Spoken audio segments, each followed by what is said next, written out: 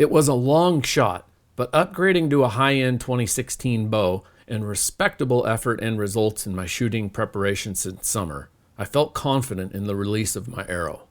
The bull was totally broadside and looking right at me as I shot. I could hear the impact of a hard hit, but it was tough to see exactly where. I didn't have the telltale sound of an open ribs pass-through, and I couldn't see anything on the light tan canvas of the 6x6 bull's midsection. But I certainly heard my arrow hit something solid.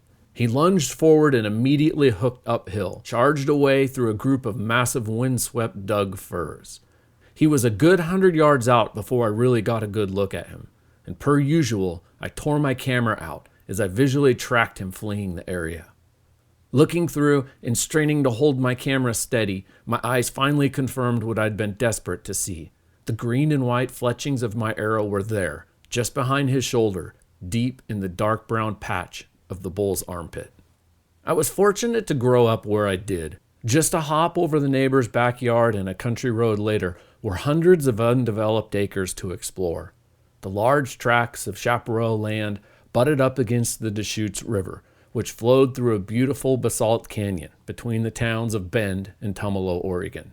After school and on summer days, I'd race a mile or so back on my mountain bike.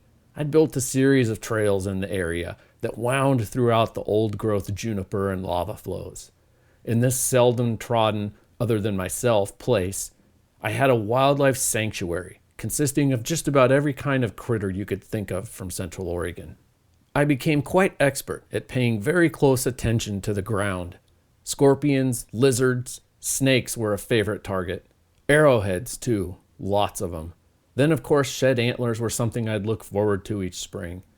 There were some incredible bucks that lived in the area, almost year-round, and I spent a lot of time observing them over the years as a youth and teen. My dad did a bit of fur trapping in the 80s, and as an impressionable young kid, I soaked up everything that he'd perfected in the process of setting and checking bobcat, badger, and coyote traps. I learned at a very young age to identify all kinds of tracks, and reading the ground became a satisfying thrill. My young imagination latched on to the concept of wild animals leaving marks in the ground that I could put my fingers in and feel. It inspired a kind of connection, a link that intimate impressions of warm living flesh touched the very same bits of sand, soil, and rock. I learned to pay enormous attention to detail in the aging of tracks too. Since having this large parcel of land to wander each day, I'd take careful mental note of the tracks that crossed my main access trail.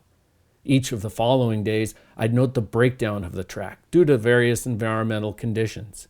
I'd cut a big deer track that I knew was fresh because of my frequency in the area.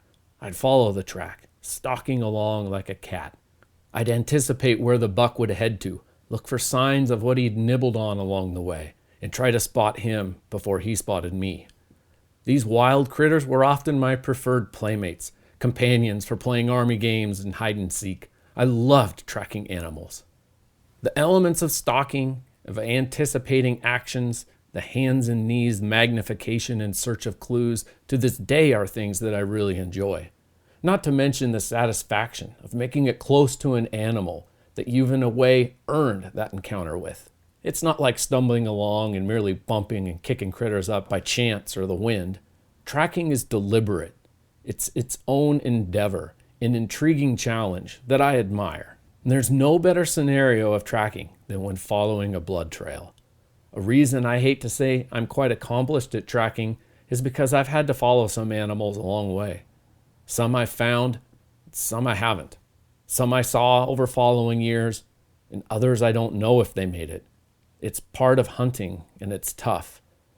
But nature's a tough bitch, and I think if we're honest with ourselves, few animals in the wild pass along in a way that we'd consider much better or worse than becoming a hunter's harvest. That's what I tell myself, at least. The hit was certainly in a great area, but without doubt was lower than ideal. Given how low it was also forward and very tight to the shoulder. Penetration was solid, but not to the fletchings or a pass-through like you'd hope. Around half the shaft was sunk into the bull. As he ran straight away and then hooked right, I had one or two fraction-second glimpses of my fletchings. With a hit in this area, I immediately lit up with the possibility of a heart shot. But the bull's sprint was strong, and he pulled elevation for 20, 40, 60 yards. My face turned to a grimace as I came to grips that this bull was not going to tip over in front of me. Once out of sight, I held my breath in order to listen as hard as I could for a crash, a thud, a shattering crack. Anything that could indicate the bull was going down. Those sounds never came, and with regret, I waved off the celebration of victory that had been brewing inside of me. I'll be honest, I didn't know how to feel. I mean, everything I could see from the video I'd taken looked like the shot was pretty damn good, but just right on the edge of what nags and haunts every hunter's conscience. I was so cranked up initially, thinking I had a heart shot and he was going to be down and out in a matter of seconds. The kind of shit every hunter dreams of. The shot that doesn't put a bull down and is never recovered are every hunter's nightmare. I was tail spinning internally, trying to figure out if I was in a dream or a nightmare. I took off my pack and remembered to breathe again. I tried to clear my thoughts, refine my focus, and settle my nerves. I was teetering, twisting in the wind already, and second-guessing my judgment in taking the shot. But on the other hand, I was incredibly stoked with the shot and proud at the same time. It wasn't an easy one, and after being doubled over so long while holding full draw, it was crazy. I finally had the realization of what had all gone down over the course of the morning, and I couldn't help but beam as consecutive broad smiles kept bubbling up. What an epic morning. What a great bull, a herd bull. I'd totally stalked down and snuck in on a solid herd bull and pulled it off. Fist pumps were vibrating down my arms, but I resisted and swallowed the joyous outbursts I wanted so bad to let out. I looked at my watch and marked the time, 9:29, then added an hour. That's how long I'd stay put before advancing. Normally I wait 45 minutes, but when unsure about a shot, an hour is minimum. Some people are surprised to hear how long I wait, but my explanation is simple. An animal you shoot may have 40 seconds or 40 minutes to live. Over the course of that time, it could be covering ground at a flat-out run, or it could be bedded down just out of sight. I'll take that animal that's moving as little or slow as possible anytime. Thus, absolutely minimizing the risk of disturbing or further spooking that animal is critical. Once this time has passed, I'll take a look at the point of impact and study the scene to see what we're dealing with. First off, can we positively tell exactly where the animal is standing? Often this is cake, but in this grounding conditions, I had to look a very long time to even confirm where the bull was when he bolted, then eventually stopped for my shot.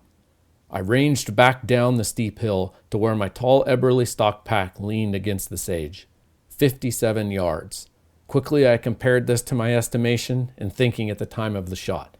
Not bad, I told myself. Pretty solid work. I'd estimated him at 60 for my shot. Next thing I'll ask is, do we have any sign of the arrow? In this case, no. I saw him run off with it, so no further follow-up on that. How strong and readable are the tracks?